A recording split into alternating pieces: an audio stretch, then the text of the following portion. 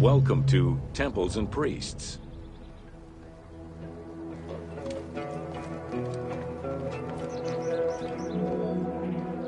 From its foundation, the city of Memphis favored worship of the god Ptah. The main temple of Ptah was known as Hutkaptah, meaning Palace of the Ka of Ptah.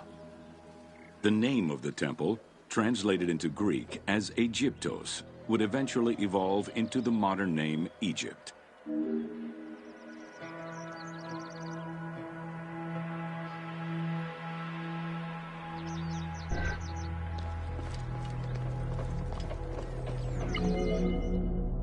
Temples were the center of religious, political, and economic life in ancient Egypt. These sacred places were viewed as the literal home of the gods and goddesses. As such, every aspect of them required care and reverence, all of which was accomplished through elaborate ritual.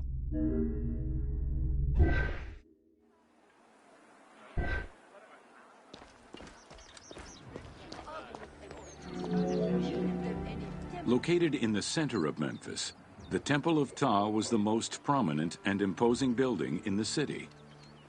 The long walkway leading toward the temple, known as the Dromos, was guarded by rows of sphinxes. The entire sacred area was designed to keep the statue of the god protected, deep within the sacred enclosures that surrounded it.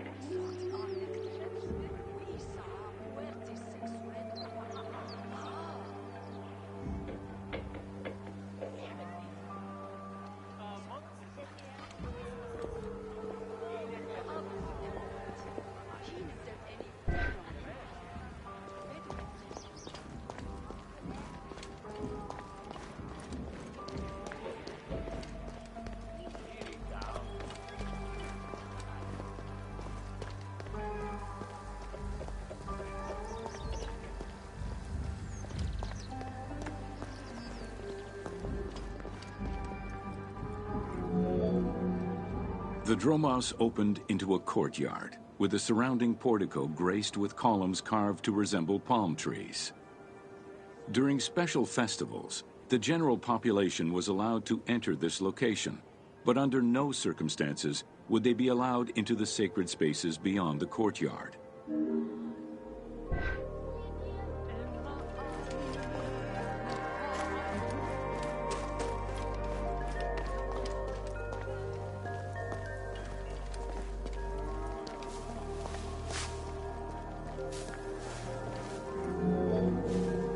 The Memphis Alabaster Sphinx was discovered in 1912, almost completely buried in water and sand.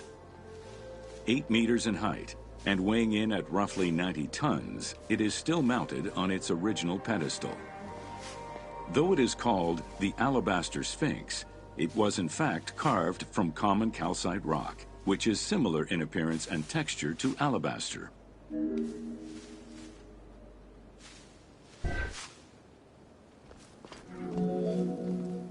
Erosion has destroyed the original engravings, making it difficult to determine when it was created.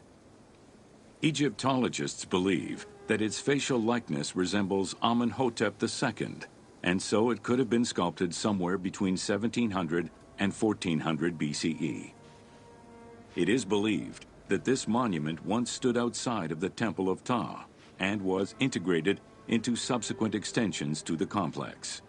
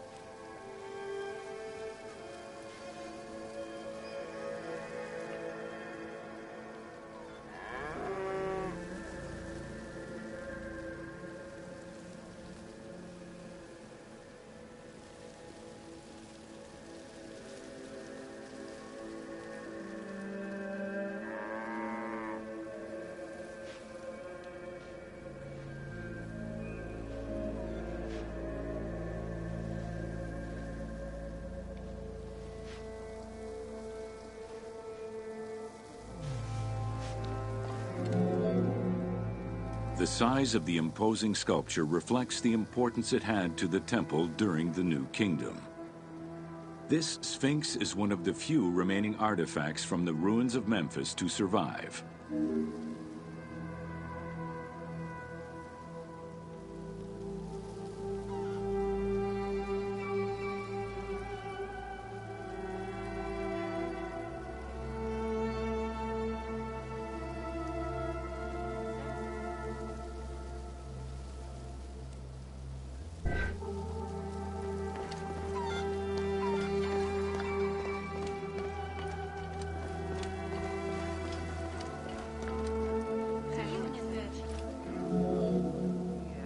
In Egyptian culture, some animals were associated with gods, while others were considered to be living gods. The Apis bull was believed to be a divine entity. The earliest mention of the Apis bull in ancient Egypt goes back as far as the first Egyptian dynasty.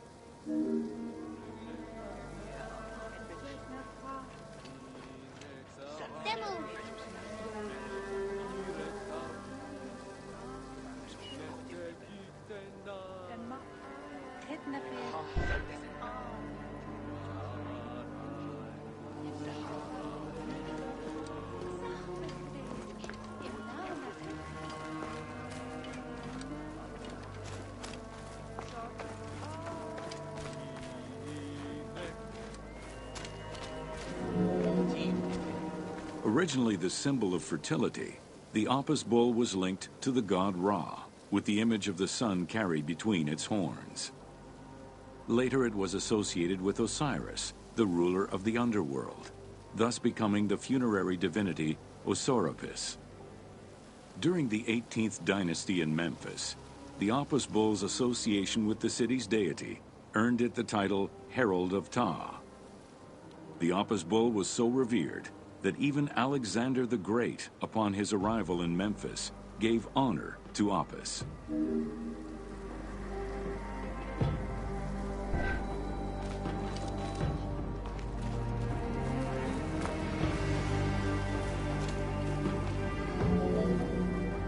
The Apis bull lived with its harem in a sacred barn located in an enclosure in the Temple of Ptah. Each bull bore 29 signs representative of its divinity. Among them, the bull had an eagle-shaped mark on its back, a double tail hair, and a scarab-shaped mark under the tongue. The signs were intended to correspond with the lunar cycle. After its death, Egyptians would search for its reincarnated form among the livestock.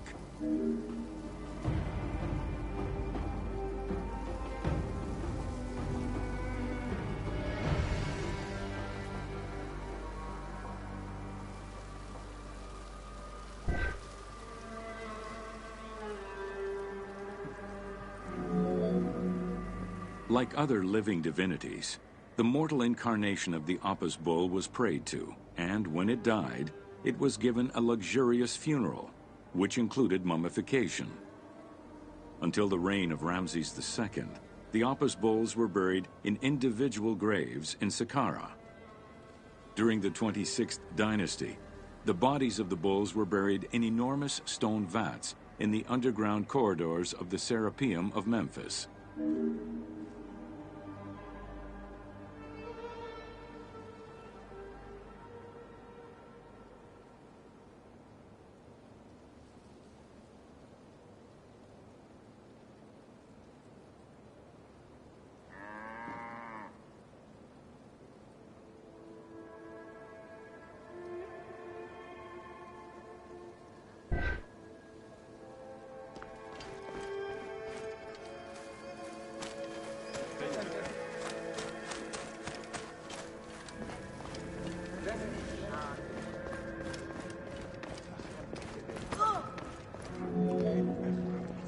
Ancient Egyptians believed that temple rituals were essential to maintain order in the cosmos and allow communication between humans and gods.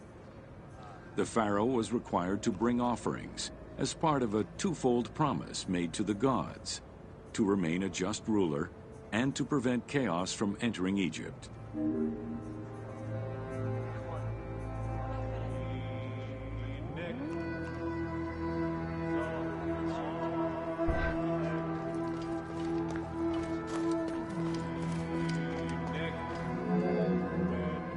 Details of the ceremonies found on temple walls provide a thorough overview of the stages of the daily ritual.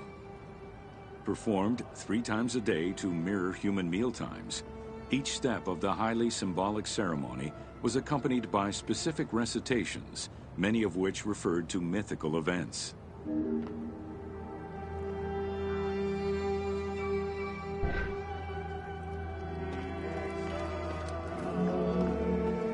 The high priest would first awaken the sleeping god with a chant.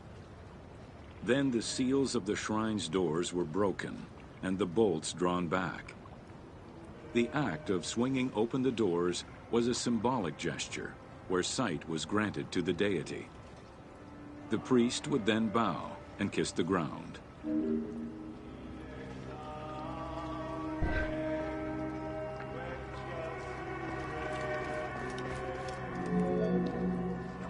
The god was then washed with incense-infused water and its mouth rinsed with mineral salts. The cleansing was followed by adorning the statue with jewels and royal garments. The final ritual required the priest to sweep away any footprints in order to prevent evil from approaching the god.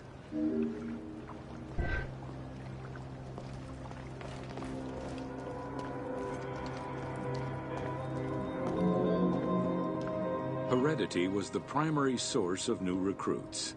Rarely was an outsider allowed this position. At the top of the temple hierarchy was the high priest. Each temple dedicated to a god had at least one high priest devoted to its care and service. During the Ptolemaic dynasty, one family held the position of high priest in Memphis for almost 300 years.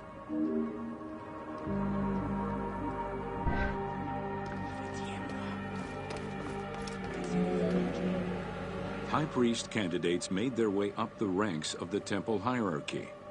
The one chosen to occupy the lofty position of high priest was usually confirmed by the pharaoh. Several of the high priests were also important officials in the government. Families sharing the highest priesthood titles tended to make many alliances, thereby gaining more land and wealth. Shifting balances of power sometimes resulted in more or less open conflicts between the priesthood and the pharaohs.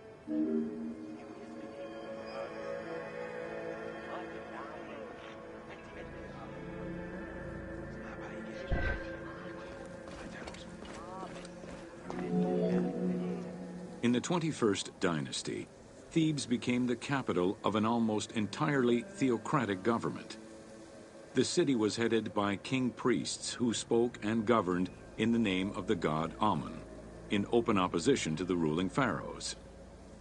These king priests caused a massive decentralization of power, known as the Third Intermediate Period.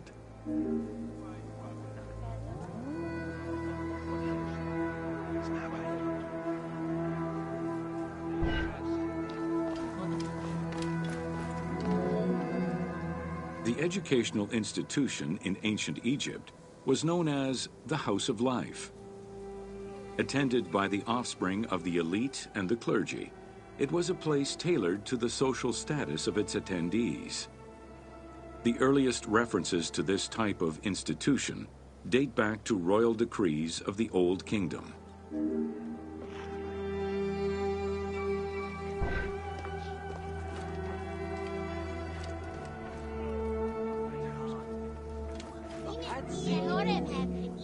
Only 2 known centers have been uncovered, one in the abandoned city of Akhetaten and one at the temple of Ramses II on the west bank of Thebes.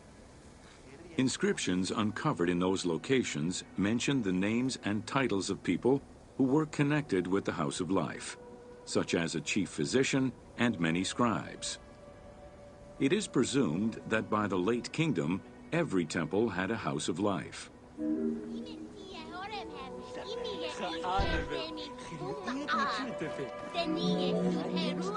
The House of Life offered training for the elite, destined for occupations such as astronomers, doctors, veterinarians, diplomats, architects, translators, or theologians. Some institutions focused on specific disciplines, making them a central hub for the country.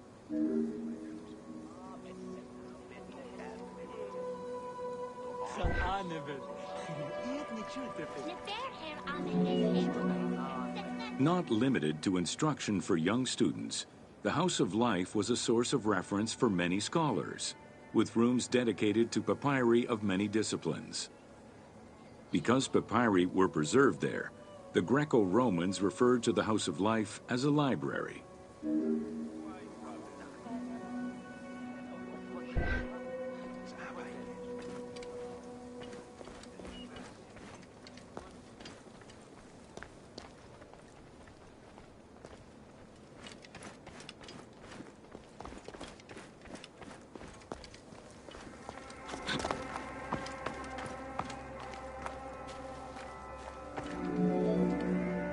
Ancient Egyptian economy was based on an unequal system of redistribution of goods. The state of Egypt collected the crops, and the temples distributed them throughout the provinces. Since the only people capable of counting and ensuring a fair redistribution were the educated scribes, this meant that the temples played a pivotal role in this process.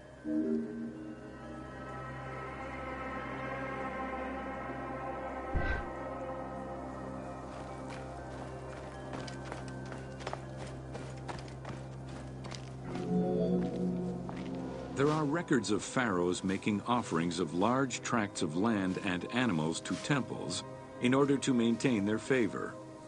Ramses III offered generous gifts to the temple of Amun in Karnak in such a manner.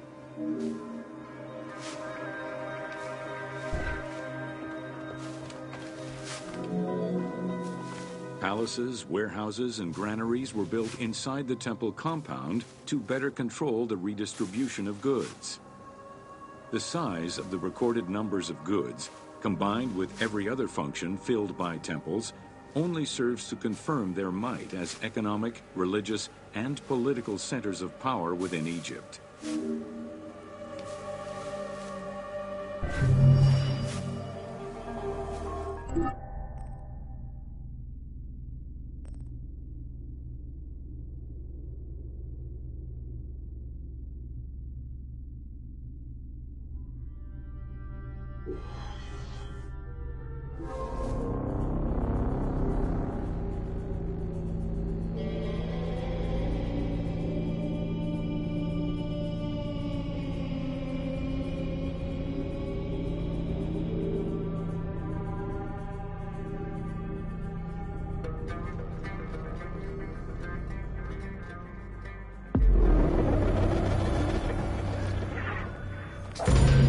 Welcome to Building Ancient Egypt.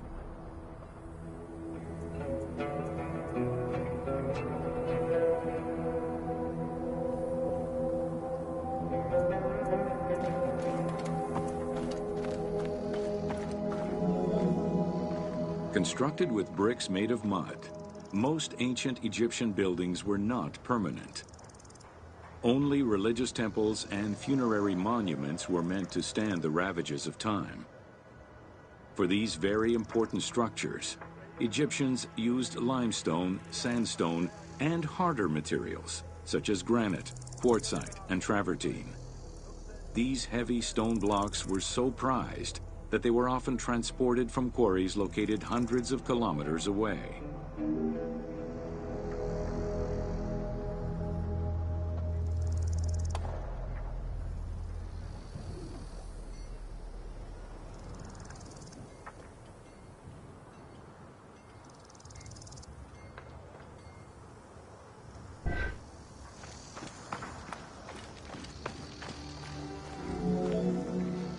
Limestone was common and easy to extract from quarries on the east bank of the Nile.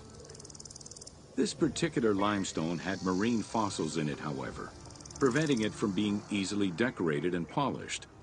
Used as the main building material, the structure would then be finished with a finer limestone that was polished smooth and decorated as needed. Limestone was used for the building of the first pyramids, and for most of the religious buildings of the Old and Middle Kingdoms.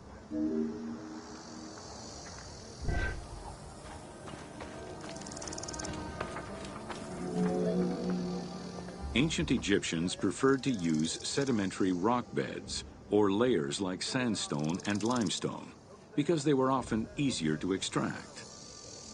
The common method used to extract stone was the open pit quarry. Stonecutters would find quality stone, shape, and dig it out on site.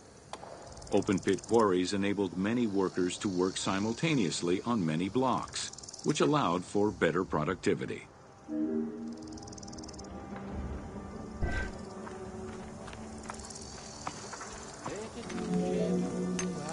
Workers would draw a large grid directly on the stone's surface, taking care to leave a space between the blocks. This allowed them to isolate the different blocks and create a trench that would make the extraction easier. Stoneworkers used iron chisels for hard rock and bronze or copper tools for softer rocks such as limestone. Removing material between each block created a trench line. In some quarries, that trench was wide enough to accommodate a worker, who would then cut the block entirely on site. For harder rocks like granite, workers cut a series of holes and hammered wooden wedges into them. They then soaked the wood until it swelled and caused the rock to split.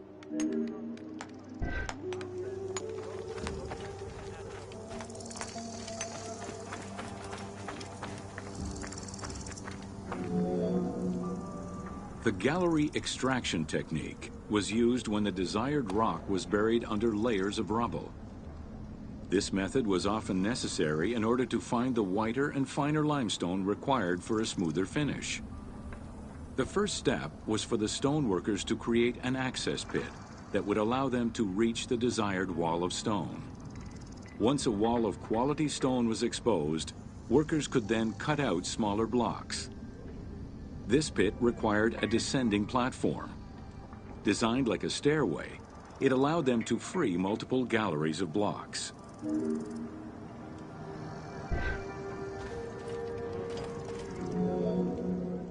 To cut the stone, they created a longitudinal kerf, or slit, and then cut the rock at a 90-degree angle.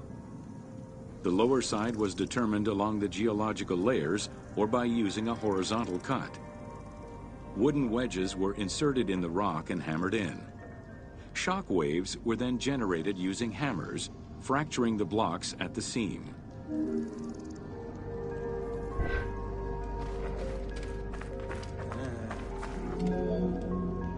To maintain the stability of these mining pits over the course of quarrying, workers would leave support sections of unexcavated rock.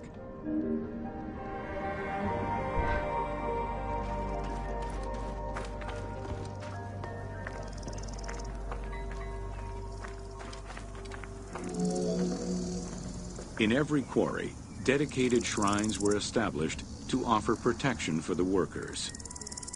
In particular, Serket, the scorpion goddess, was considered a very powerful deity among quarry workers. Every mine and quarry of ancient Egypt included a scorpion charmer, who was said to use magical powers to ward off the dangerous insects and keep the workers safe.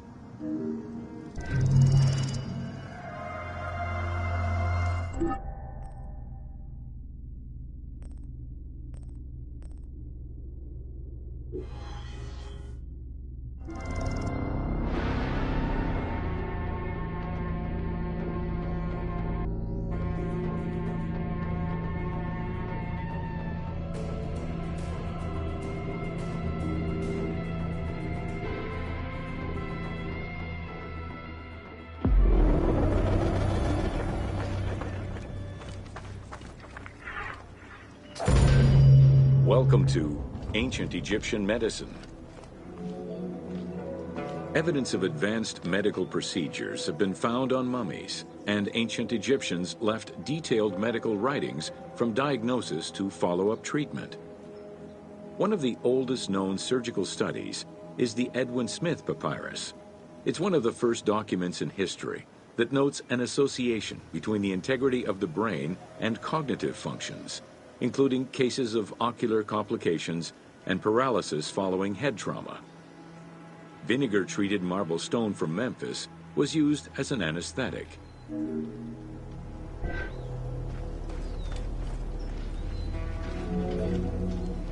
Another similar document, the Ebers Medical Papyrus, is over 20 meters long and 30 centimeters wide.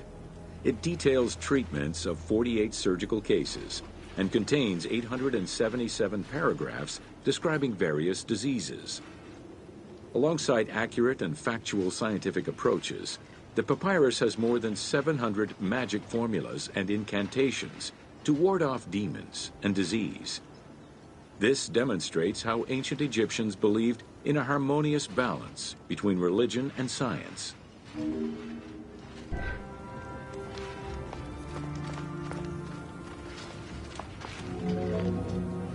Remedies were considered as medicine and carried by doctors and priests.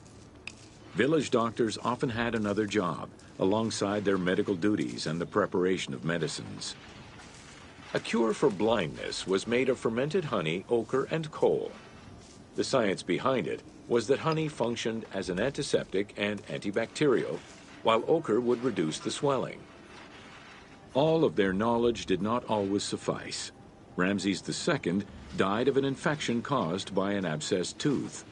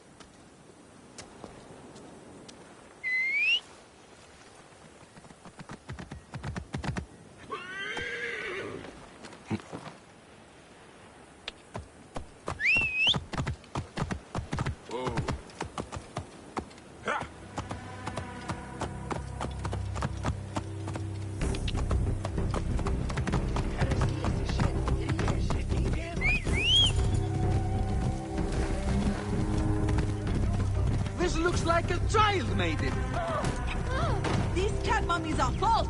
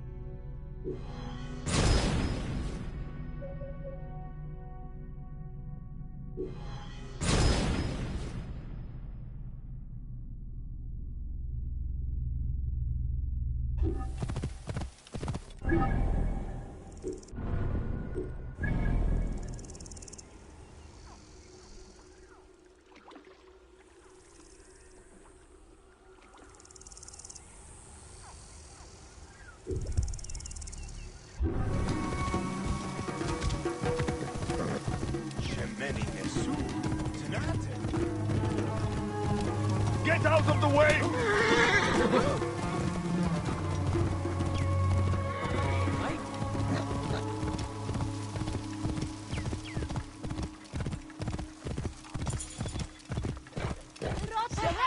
This looks like a child made it. Whoa.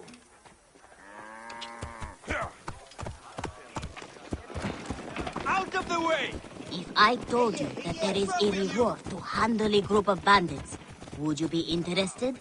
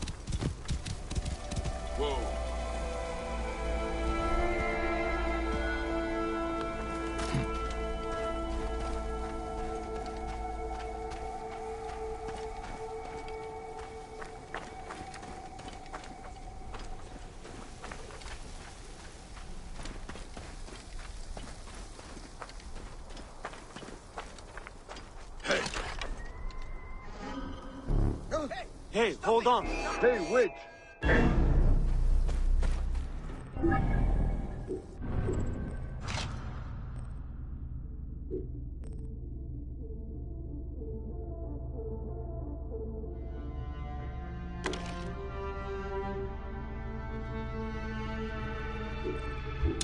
This shit.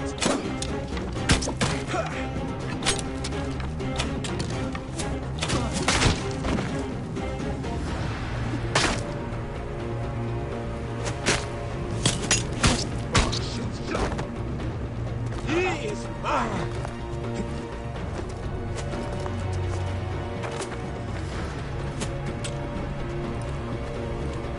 I will beat him.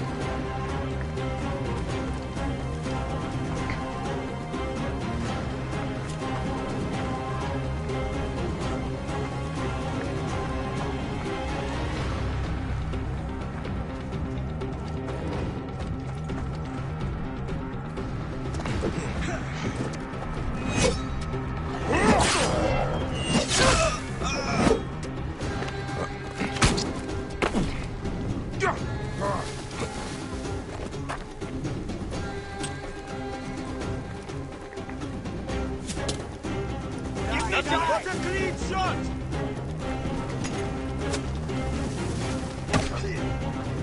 The wind rises, and the sand with it.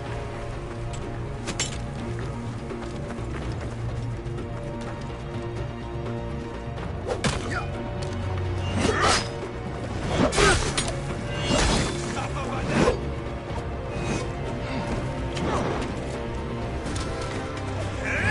asked you to do, I should return to you. Got a clean target!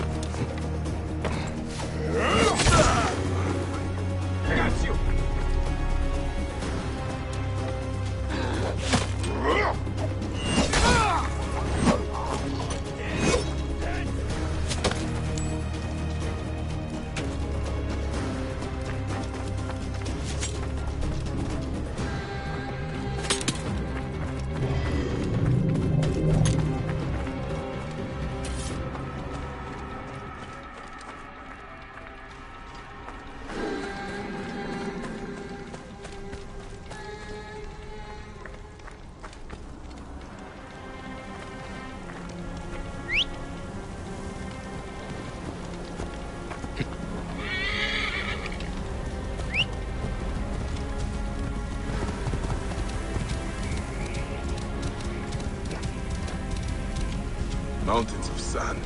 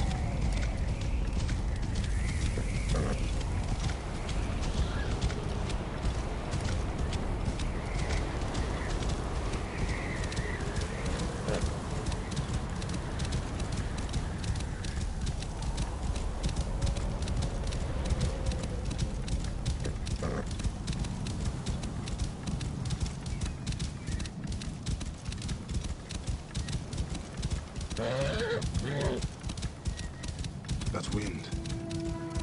Sandstorm coming. Hey, we're together! You are dead!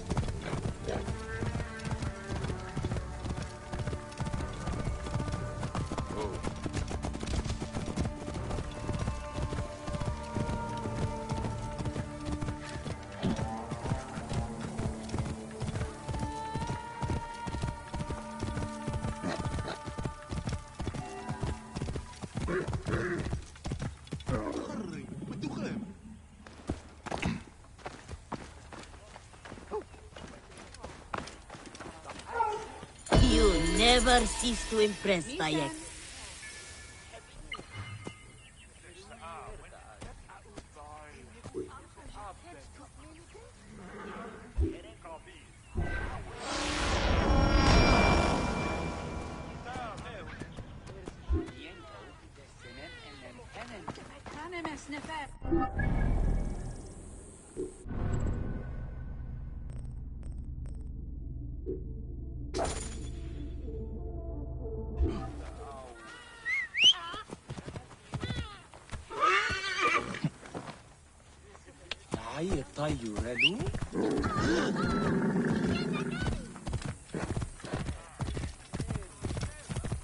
This looks like a child made it.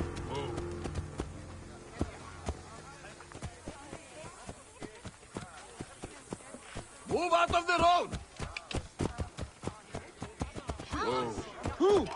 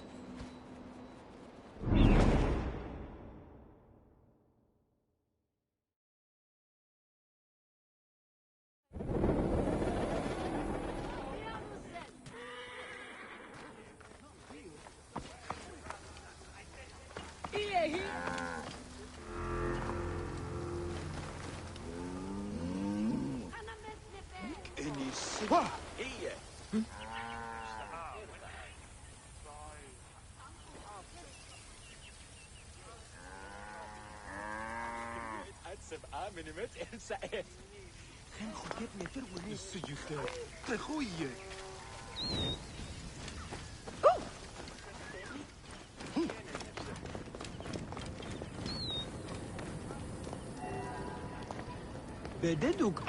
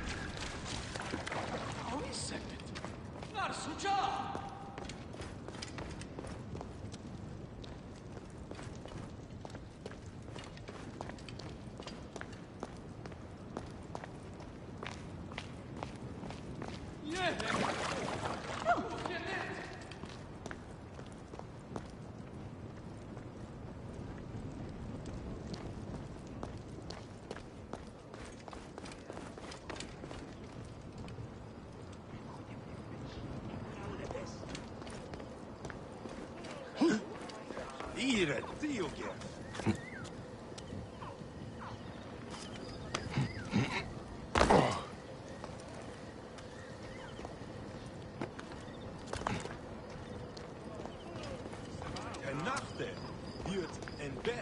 Thank the gods that this festival will soon be over.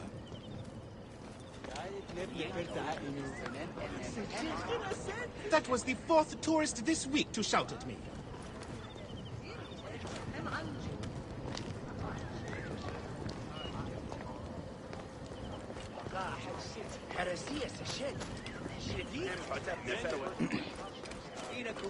هن خريت لغة ياهو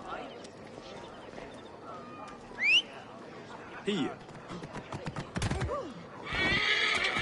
Shemeni Nesu, Tanate.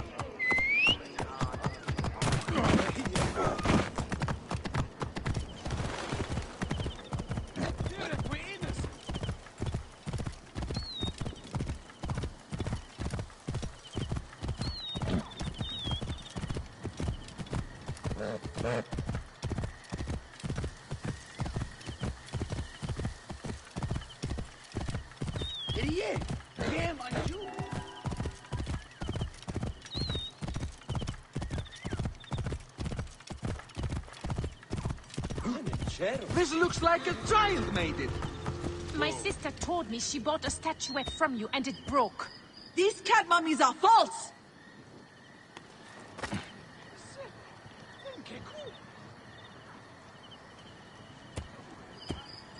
I won't pay 1 drachma for this. Why, there's nothing but straw in here.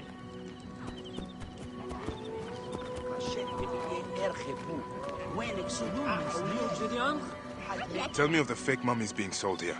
I have no desire to be dragged into this. Menehet sent me. Your silence is an insult to his holy office. I wish to anger neither him nor the gods. We are forced to sell items of lesser quality, or see our stalls destroyed. Who is behind this? I can say no more now. Let us meet tonight, where the village turns to farmland. This looks like a child made it.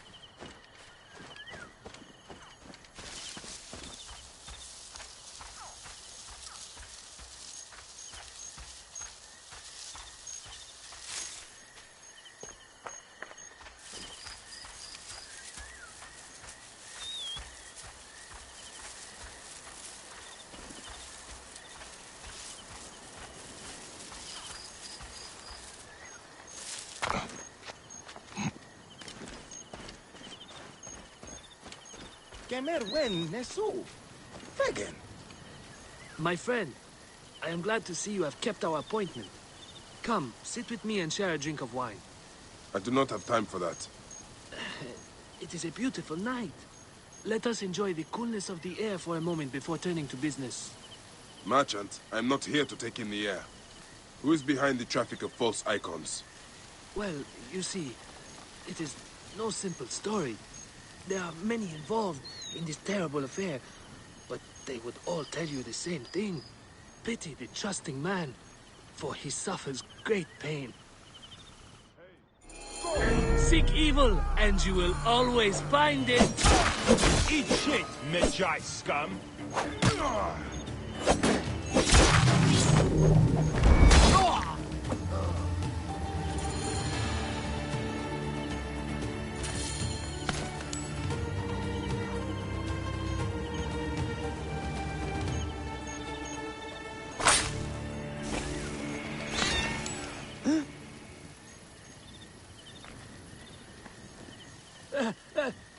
A man who fights as well as you can perhaps afford to be trusting. Talk, or you will meet the same fate as your friends. That will not be necessary. Among the dunes, southeast of here, is the bandit camp where the fake mummies are made. I suppose you would go and destroy it now. Better I smash the camp than your head.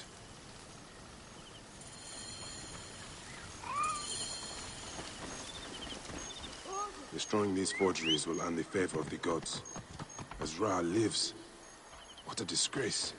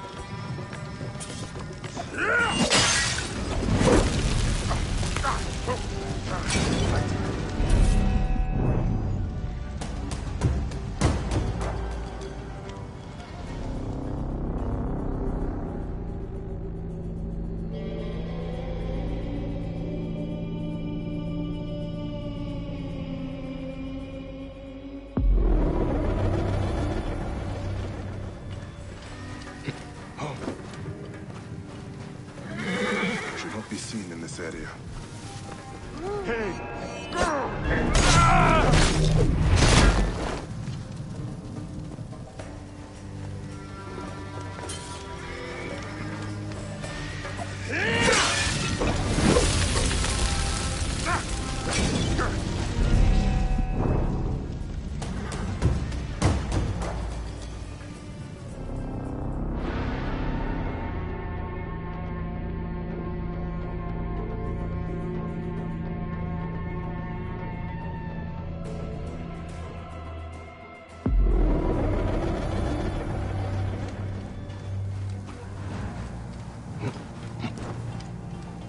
Wait a minute! Stop it! Best not to draw attention here.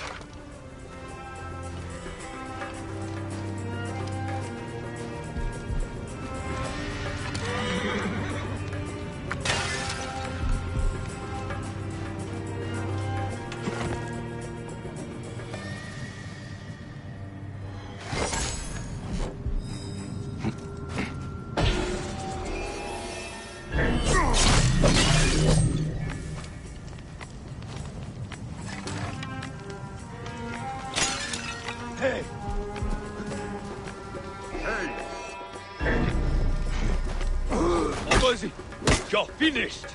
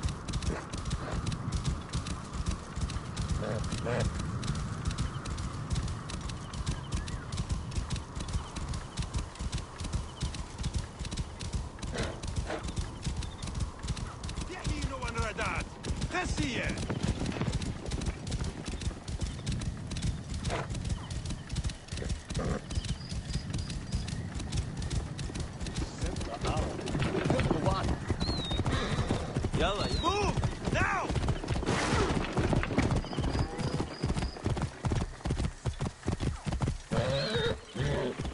Right decision, Gere.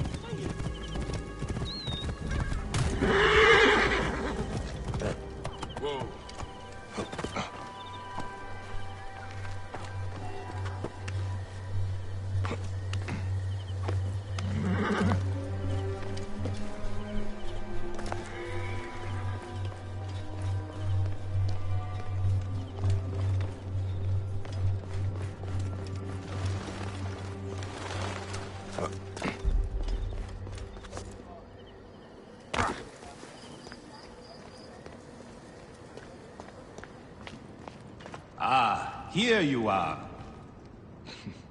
How can I ease the burdens of an old friend? Tonight, we will stage a grand spectacle. Our goddess Sekhmet defends the people against Isfet's chaos.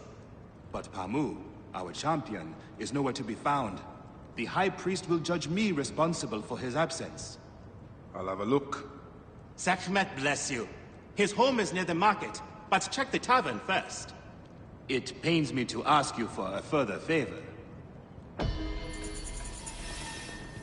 Pamu does like a drink now and again.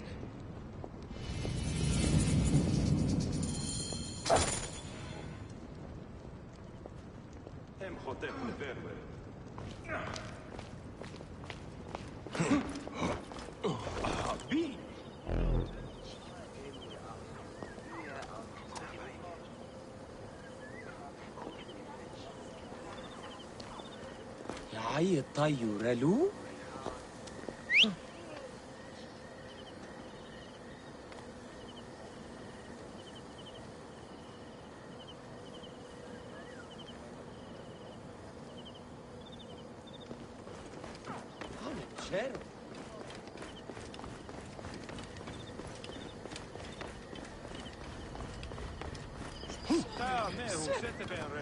I hope the High Priest will not be too angry with me.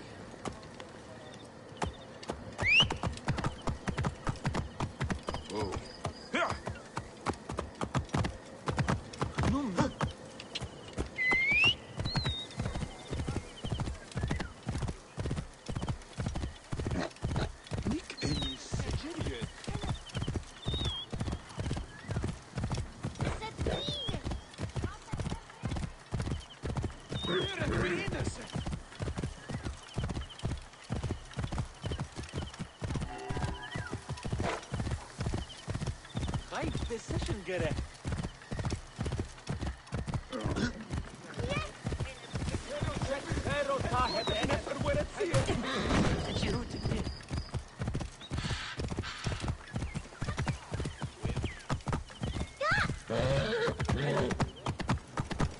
Whoa.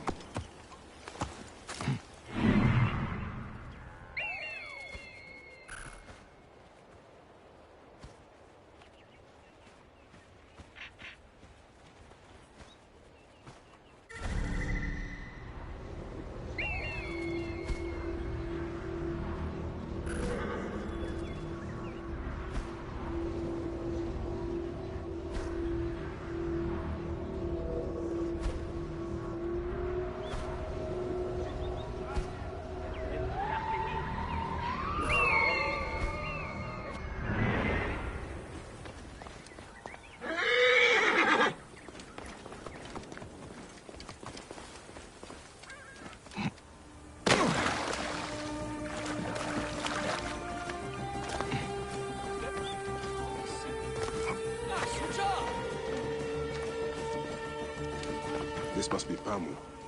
Ugh. The man stinks of beer. Oh, thank you. I've been trying to get him to leave for hours.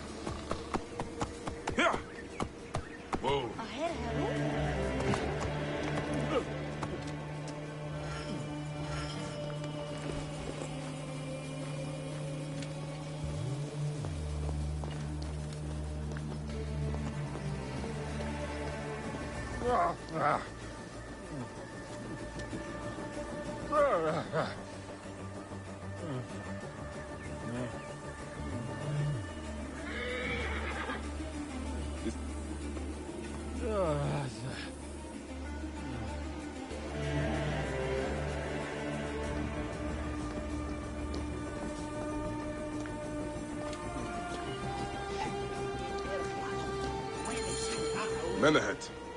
That is Pamu! What has happened to him? His passion for toasting Sekhmet has exceeded his head for drink. This is a disaster! People have come from the Red Land and the Black to see him fight! If a fight is all that is needed, I could replace him. Of course, Magi. You honor yourself in saving me from disgrace. Speak to the High Priest in the temple courtyard. He will take care of the rest.